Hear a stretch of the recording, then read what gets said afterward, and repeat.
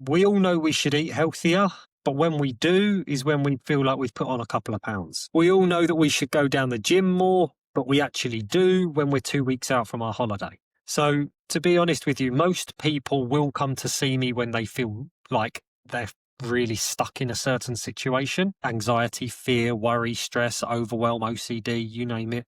That's when they'll come to see me. But the other side of that, which is very much the avenue of where I'm looking to progress this, is why wait till the car breaks down to fix it? You know, there's a reason we have an MOT every year. It's to make sure that it stays moving forward in the way that it needs to. And that's where, I suppose, in your language there, the education, the proactiveness comes in.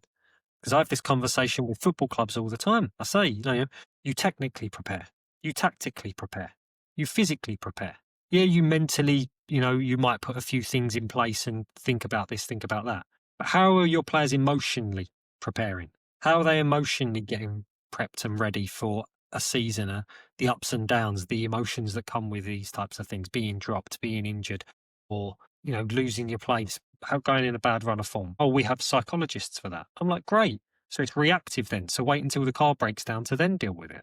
And it's often a conversation that I'm having with clubs, and I've worked with a few now, that I'm never here to dismiss or negate what people are doing. But it seems like one of the only areas in life where we wait until things get really bad for us to actually do something about it. Yeah. Hence, like, avenues like this can be so important. Why do you think that is the case? Honestly, it's like anything. Urgency creates immediacy within people. And what I mean by that is, we was all at school once. When does everyone do their homework? The night before it was due. Like, when something's when something's urgent, we do it there and then. Yeah. It's immediate for us. And for most people, that isn't until they've had a bad run of games, isn't until they're really struggling with anxiety in a certain area, isn't until in work they now don't feel like they can perform in a certain way. And then they do something about it, because we're all busy. We've all got so many other moving parts that require our urgency: kids, family, partners, parents, social, all these things that are requiring our attention. Unless something is really deemed to be urgent in our life, we're very good as human beings as, oh, that can wait. I've got a bit of time for that.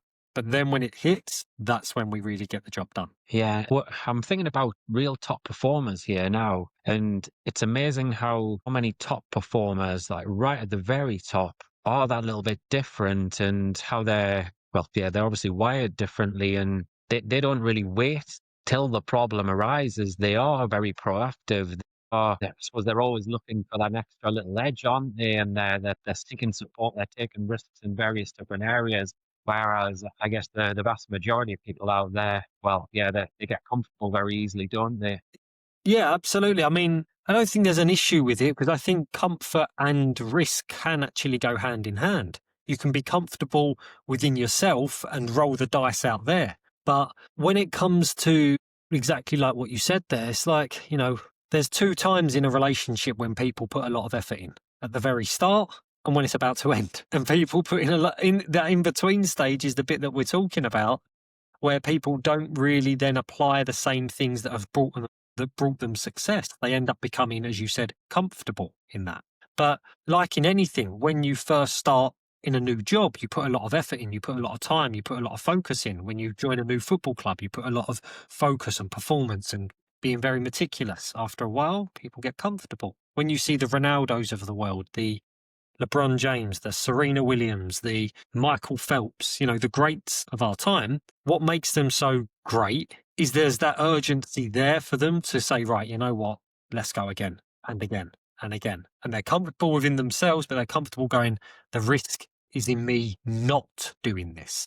Most people wait until the risk happens to them for them to have to step into it in a slightly different way, where they go, no, the risk is if I miss out on this, if I don't do this now. And that sort of drive there gives them very much an edge. Yeah, I'm just thinking about it from a performance context there as well, how there's not many like individuals or teams out there who can go on a run where they win a league or they win a big major tournament, and then they go on and win another and another and another and another. It often, there'll be so many people out there that'll have done it once, and that's all they actually do. Yeah, absolutely. And when they do, when you see like Man City win it 4 times back to back, and you see them sort of do that, coach once said to me, success leaves clues. And if you look at Guardiola in those 4 seasons, you look at his urgency, you look at his intensity, you wouldn't know if that was his first season or 35th season. But he brings that side of him that demands it, that it's now. And if you listen to some of his interviews from last season, where for a period of time City dropped off the pace, he said, it's very, very tough. You can see that they haven't got the same urgency. They haven't got the same intensity to them.